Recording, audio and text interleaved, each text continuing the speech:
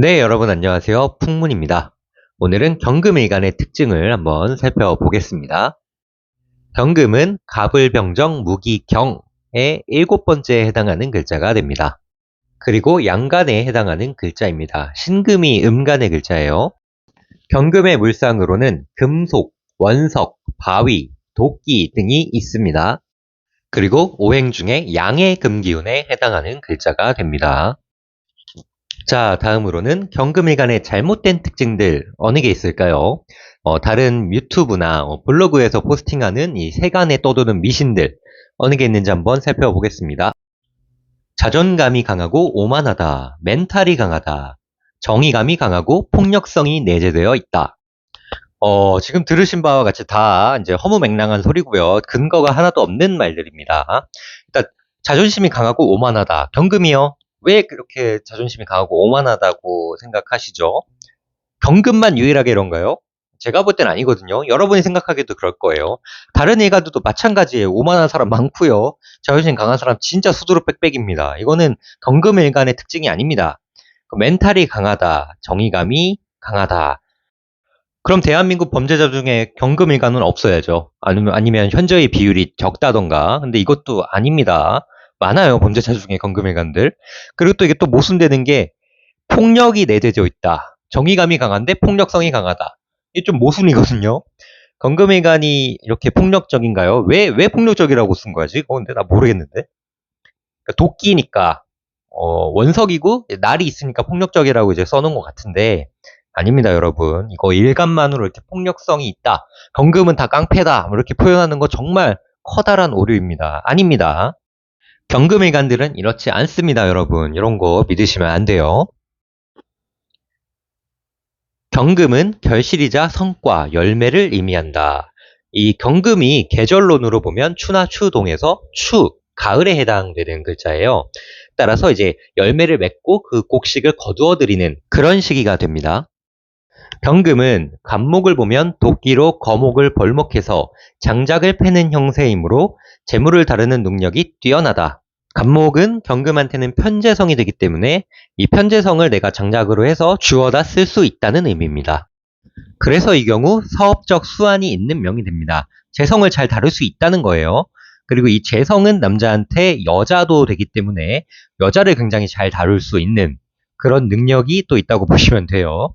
여자의 심리 상태를 잘 꿰뚫고 내가 원하는 대로 리드해 나가는 그런 능력으로 보시면 됩니다. 경금은 을목을 보면 을경합으로 묶여버린다. 그래서 본래 임무를 망각하여 다른 길로 가게 된다.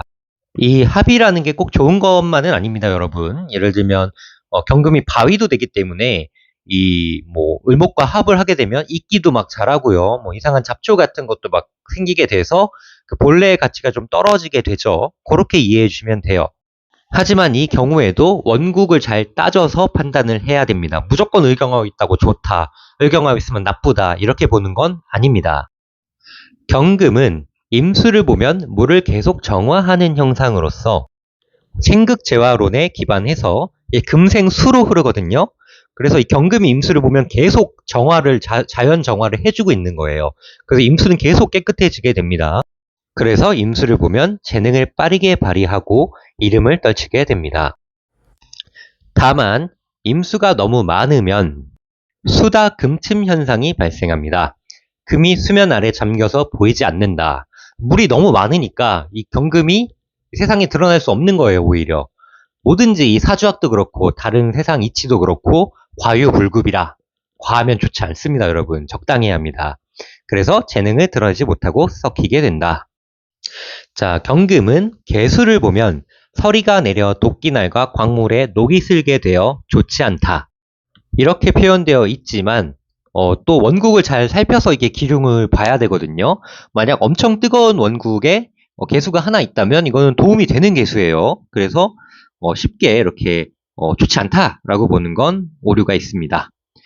경금은 병화를 보게 되면 경금에게는 쓸모가 없는 햇빛이고 괜시리 열만 올려주게 되니 여러분 병화는요 경금을 녹여 재련할 수 없습니다. 그냥 햇빛이기 때문에 그냥 뭐 햇빛을 만약 경금이 받게 된다면 열팽창 개수만 증가해서 뜨거워지지 별로 뭐 어떻게 도움이 안 돼요. 따라서 눈치만 보게 되고 겁이 많아진다. 편관이거든요, 이 병화가. 그래서 스트레스를 받고 성과가 좋지 않게 됩니다. 이 병화를, 하늘에 떠 있는 병화를 내가 뭐 어떻게 없애버릴 수도 없고 참 짜증 나겠죠. 하지만 경금이 정화를 본다면 굉장히 다르게 작용합니다. 어려움을 딛고 일어나서 열매와 결실을 얻게 된다. 귀임의 도움으로 출세길에 오른다.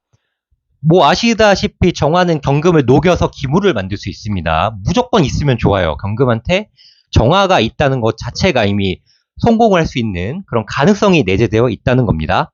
따라서 이것을 고서에서는 화련증금이라고 표현하고 있습니다. 불길 속에서 끝없이 갈고 닦아 기물을 만든다. 여러분, 이 화련증금이라는 이 표현이요, 진짜 엄청난 표현입니다. 보시면 이 련자가 단련할 련자고요.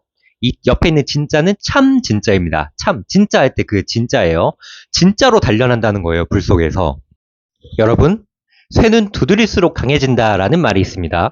정화는 꺼질 수 있고요. 개수도 증발할 수 있습니다. 을목 잘려 나갈 수 있어요. 간목 부러질 수 있어요. 오직 경금만이 넘어지고 구르고 멍들어도 깨지지 않고 계속 단단해질 수 있습니다. 고난과 역경이 와도 계속 나를 갈고 닦을 수 있다는 겁니다.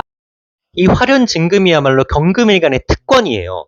그래서 지금 이 영상을 보시는 힘든 시기를 지나고 있는 경금일간분들, 포기하시지 말고 화련증금 꼭 해내시길 바랍니다. 제 원국엔 정화가 없는데요. 운에서 옵니다. 그리고 정화 말고도 지지, 화도 다 계산해서 화련증금에 들어가는 거예요. 그럼 도대체 그게 언제입니까? 그건 제가 알려드리겠습니다. 저한테 오세요. 제가 알려드릴게요. 네, 틈새 PPL도 나갔고요. 자, 다음으로 넘어가 보겠습니다.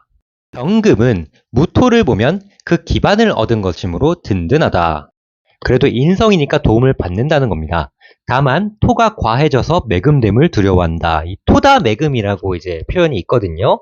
금이 흙에 묻혀서 쓸 수 없게 되는 그런 현상을 말합니다. 경금은 기토를 만나면 옥토의 바위가 된 형상이므로 후원자, 지원자를 만난 것이다. 학문을 이루게 된다. 이 기토가 무토와는 다르게 좀 평지죠, 평지. 이 경금 바위가 눈에 잘 띄게 됩니다. 그리고 또 정인에 해당하기 때문에 학문으로서도 조금 재능이 있게 되는 겁니다. 단 이 경우에도 토기가 너무 과해져서 매금됨을 조심해야 한다. 뭐든지 과하면 좋지 않습니다. 경금은 경금을 보면 금기가 매우 강해지니, 금이 두 개니까 이제 엄청 강해진다는 뜻이죠. 화기로서 다스려야 한다. 이 금기를 눌러줘야 된다는 겁니다. 정하면 더 좋겠죠. 경금은 신금을 보면 경쟁자가 나타난 형세이므로 경쟁 구도에 놓이게 되며 재물에 손실이 있게 된다. 이 신금은 이제 예리한 칼과 가위이기 때문에 을목을 다 잘라버려요.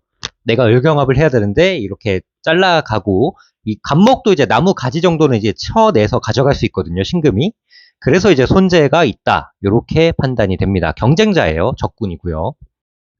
네, 일관론은 그냥 간단한 단식 기본 이론이기 때문에 이 영상 보시고 실제 통변에 접목하시려고 하면 커다란 오류가 발생할 수 있음을 미리 숙지해 주시길 바랍니다. 지금까지 시청해 주셔서 정말 감사드리고요. 좋아요, 구독 꼭 부탁드리겠습니다. 그럼 감사합니다.